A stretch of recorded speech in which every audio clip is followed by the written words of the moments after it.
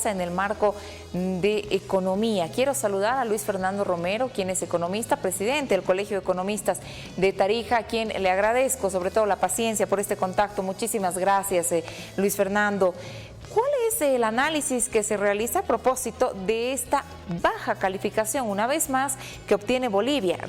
Riesgo crediticio extremadamente alto, dice. ¿Cómo se traduce esto, Luis Fernando? ¿Cómo estás, Paola? Muy buenas noches, gracias por la invitación. Bueno, no son buenas noticias, al menos no para comenzar una gestión que va a ser muy complicada en el tema político. Esta calificación nos ubica, de acuerdo a los datos de Fitch Ratings, como la economía con mayor riesgo crediticio a nivel regional, es decir, de toda Latinoamérica.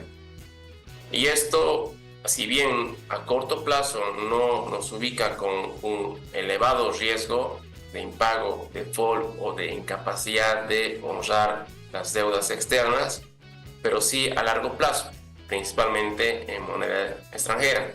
Y esto, claro, no es positivo porque no solamente somos la segunda economía con mayor riesgo en inversión del continente americano después de Venezuela, sino que ahora, coyunturalmente, porque esto va a cambiar en algún momento, espero que no más negativo, nos ubica como una economía que no es atractiva o es riesgosa para que nos presten o para que compren nuestros títulos de deuda, entre ellos los bonos soberanos, que se van a comenzar a pagar capital e intereses a partir de la gestión 2026.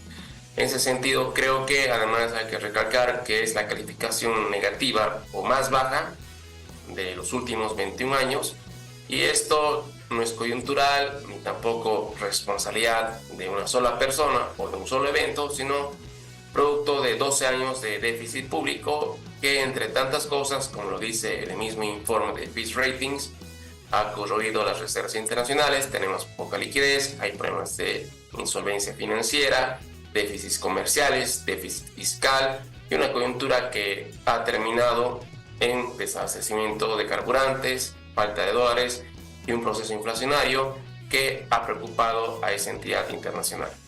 Ahora, en ese marco, hoy una colega suya, presidenta del Colegio de Economistas en Santa Cruz, decía que estamos al borde de una catástrofe económica si no cambiamos el modelo económico que viene aplicando ya hace varios años el gobierno. ¿Usted coincide con esas declaraciones?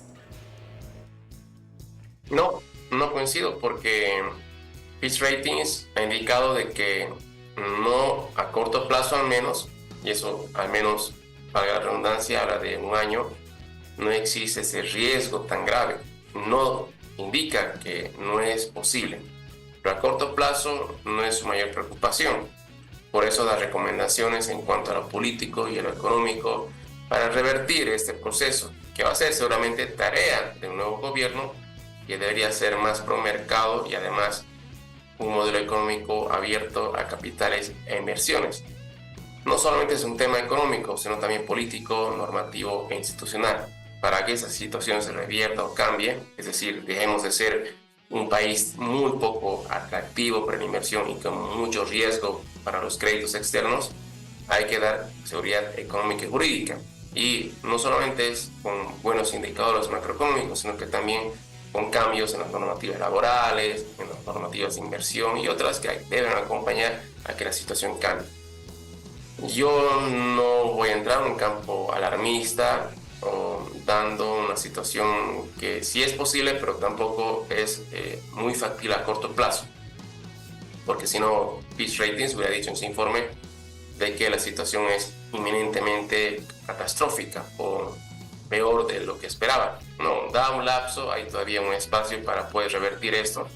No digo que la situación no sea buena, o no digo que no estemos pasando por un mal momento, pero decir de que estamos ya a pasos de una catástrofe, no. Es cierto, el modelo económico se ha desgastado, se necesita un nuevo modelo económico y político y de gestión pública, pero creo que todavía hay un espacio entre el sector público y privado que, si pone un norte en común, la situación se debe revertir, ¿no? Entonces creo que en esa situación yo tengo una diferencia en un análisis económico de lo que estamos viviendo actualmente. Para cerrar, por favor, Luis Fernando, y brevemente, además de esta reducción del aparato público estatal, del gasto público, ¿qué otras medidas puntuales se deberían tomar sobre la marcha, como decimos, para poder cambiar, revertir esta situación? El tema político, lastimosamente, es el que debe dar el norte. Mientras no haya gobernanza y gobernabilidad, no solo se trata, como has indicado, de reducir el gasto público y presentar tal vez un déficit fiscal más reducido.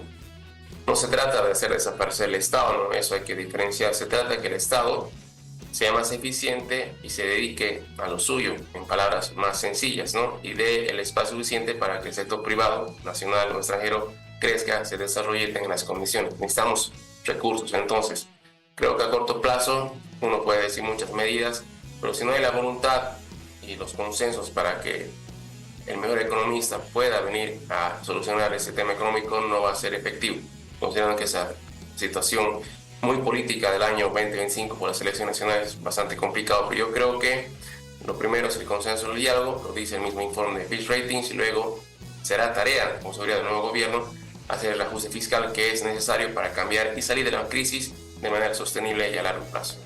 Luis Fernando, quiero agradecerle muchísimo este contacto con Televisión Universitaria, con el programa Cartas sobre la Mesa. El tiempo en definitiva nos ha quedado corto, pero muchísimas gracias por habernos acompañado. Buenas noches y hasta una próxima ocasión. No, agradecido soy yo y cuando gusten estar nuevamente. Les mando un gran saludo. Muchísimas gracias. Luis Fernando Romero, economista, presidente del Colegio de Economistas de Tarija, quien conversó con nosotros a propósito de este tema.